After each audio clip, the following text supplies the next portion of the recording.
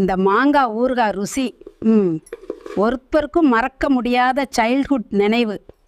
இப்போ நான் செய்ய போகிறது நம்ம ஊர் பழைய கால மாங்காய் ஊறுகாய்.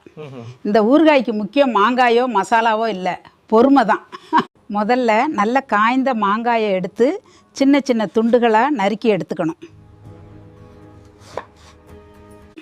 அதில் கல் உப்பு போட்டால் தான் நீண்ட நாள் கெடாமல் இருக்கும். அதுக்கப்புறம் அதில் கொஞ்சம் மிளகாத்தூள் போட்டு நல்லா கரண்டி வச்சு கலந்து விடணும்.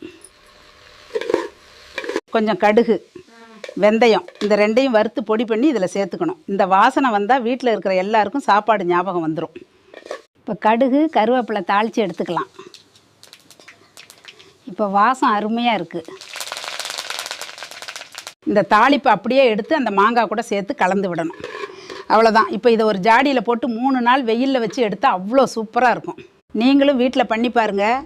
சாதத்துக்கு மேலே கொஞ்சமாக நல்லெண்ணெய் ஊற்றி இந்த மாங்காய் ஊறுகாய் வச்சு சாப்பிட்டா அடி சுவைதான் கண்ணுங்களா.